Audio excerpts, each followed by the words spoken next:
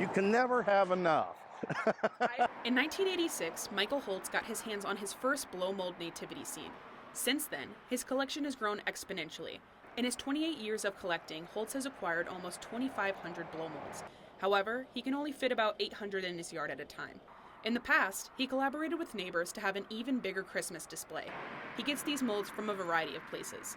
I used to go every weekend, town-wide sales, garage sales, estate sales, and I would find 5, 10 things every weekend. I used to have people bring them to me.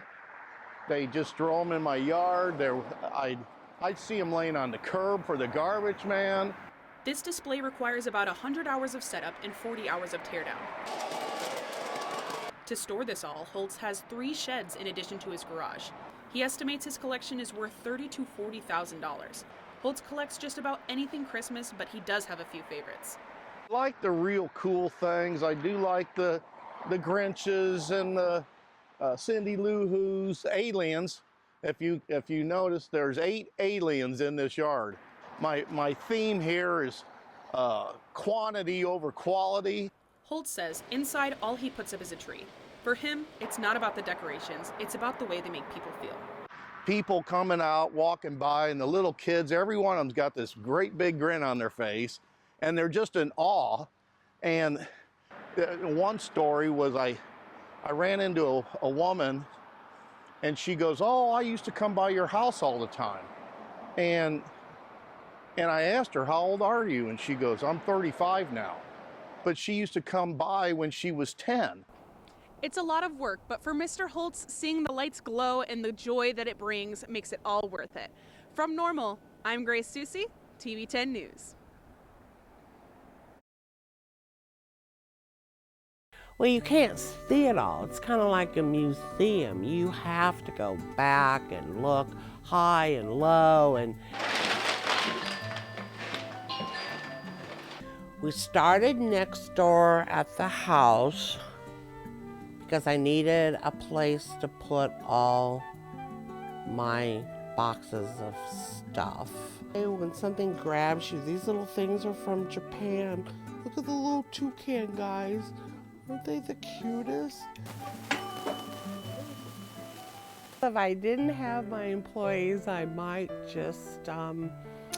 just might live in this nice little wonderland myself. So Kathy and I actually met at an estate sale.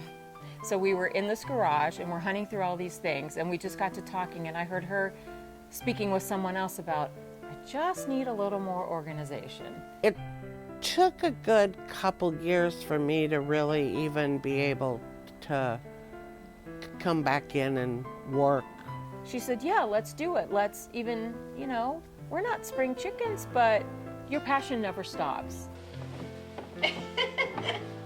Once you have 3 of something, it's now a collection, and now you're obligated to pick them up for the rest of your life. I want my kids to go, oh shoot, we can have the best estate sale ever. So I'm working towards it. Well, Liz, my best friend and co-conspirator, I'll hear ding, ding, ding on my phone, and that's the list of garage sales she thinks she wants. She has a little Minnie, that's our little mascot. Lots of times I just take chances on things. Find a little something that will make your neighbor happy, your sister happy. The whole box is $2. I saw a couple things I liked.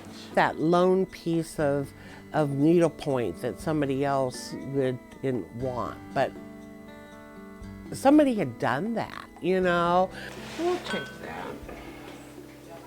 It has to be a feeling, because you can make yourself happy with whatever.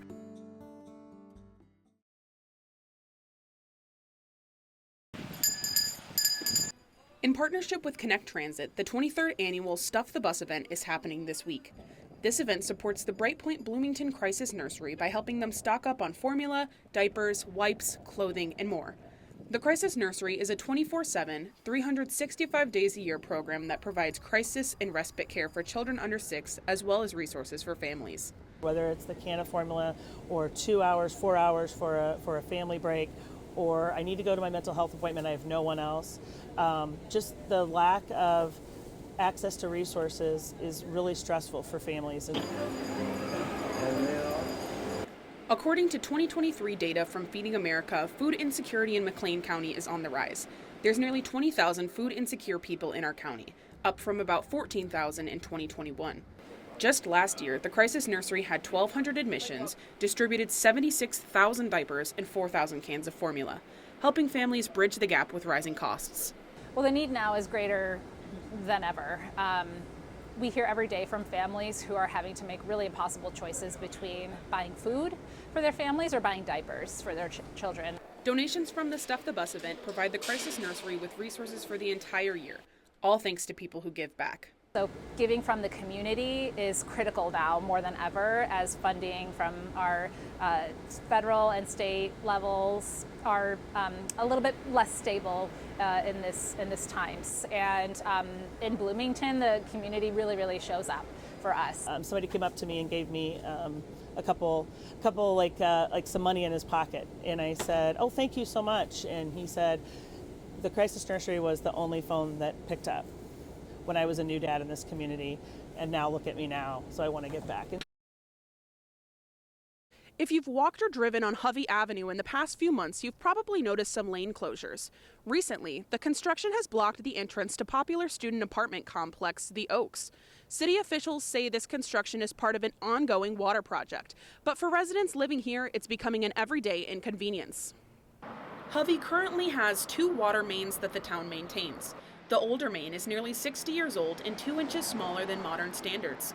Crews are currently working to transfer water services off of the old main and onto the new one. So we had been seeing some water quality complaints in the past. Plus, it's also a water main that doesn't have adequate number of valves on it, fire hydrants on it, and it is a substandard size. Even though the construction is necessary, a lot of residents are finding it frustrating to navigate.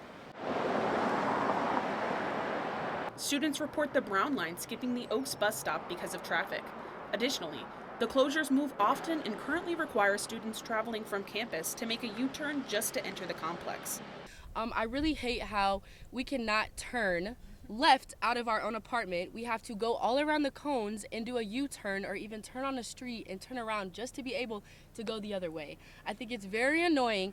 And I've ran into multiple cones on accident because they are so close together.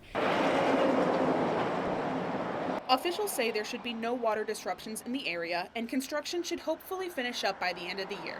From Hovey Avenue, Grace Susi, TV 10 News.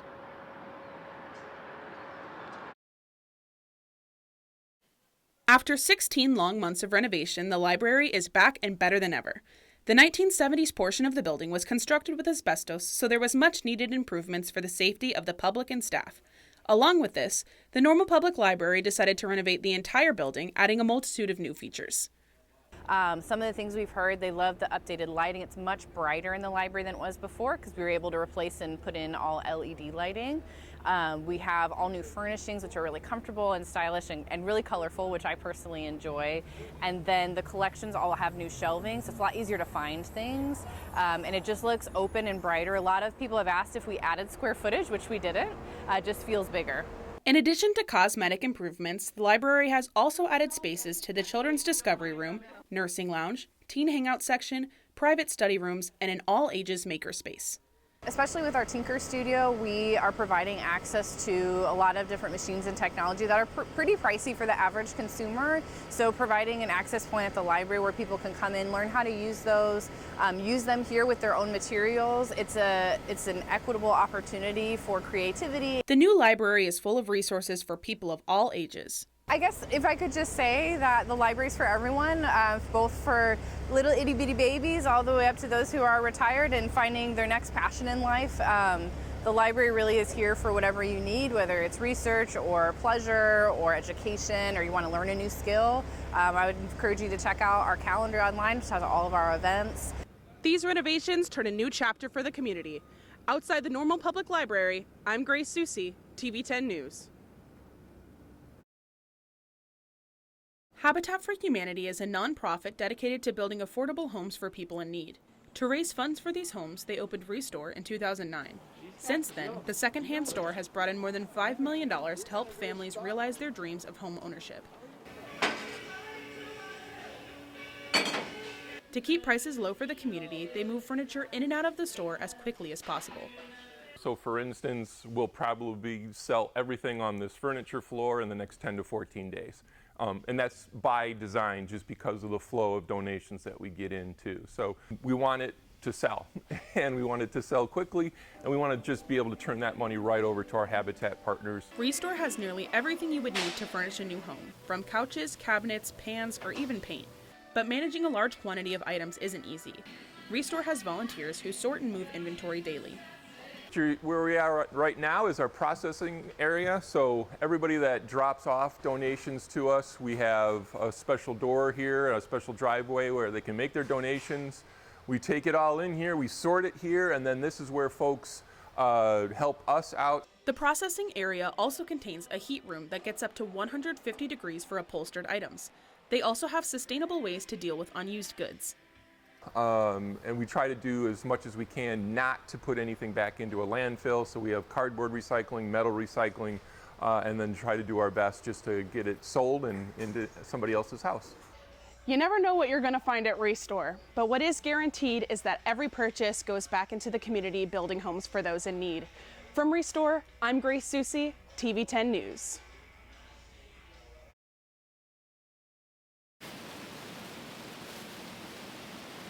For nearly all of September, Illinois experienced little to no precipitation. According to websites like U.S. Drought Monitor, this dry spell has increased risk of fires, reduced crop yields, and reduced water quality and availability. In addition, the hot weather has left many students feeling frustrated and ready for fall. Usually on a day-to-day basis, I'm kind of unhappy because I hate hot weather. I hate being sweaty, I hate being sticky, I hate being gross. So I'm kind of really ready for October and fall weather. Some might dislike getting wet on their walk to class, but many students said the rain gave the day a nice ambiance. When it rains, I kind of feel like it's a day where I can kind of relax, take a break, kind of go slower, so I'm liking this weather. In addition to the cozy vibes, some students say the weather is a great opportunity to bring out their warm winter wardrobes. When it comes to Illinois weather, I feel like it's always been a little bit on the bipolar side. That being said, I kind of like when it's a little bit chillier because I get to wear fall clothing, and that's something I prefer to wear, to be honest. After weeks of the summer heat hanging on, it's finally starting to feel like fall here in Blono. Outside of Fell Hall, I'm Grace Susi, TV10 News.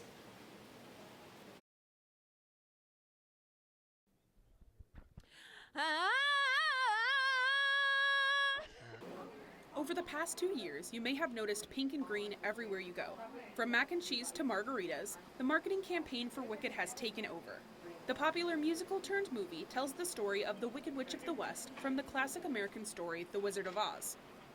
I just love the way that the music was composed, and I think they did such a good job with the adaptation. It's one of the best movie adaptations of a musical. The movie answers the question, are people born wicked, or do they have wickedness thrust upon them? In order to dive deeper into the story, the 3-hour musical was split into 2 feature-length films. The first part released last November, and the second part, titled For Good, began early screenings on November 17th. The fans, as well as the lobby, were decked out in pink and green to celebrate Wicked.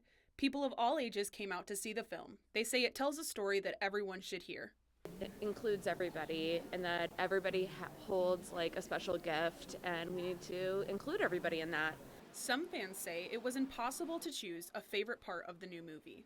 I honestly love every part. It's yes. Just yes. Additionally, fans were enthusiastic to see the Grammy-winning lead actresses Ariana Grande and Cynthia Erivo hit the screen again. Yes, Ariana Grande is my favorite. These movies have been in production for a long time, and the finale to this beloved story has finally arrived. It's already proving popular, and fans here are flying with excitement. No broomstick needed. From Marcus Theaters, Grace Susi, TV10 News.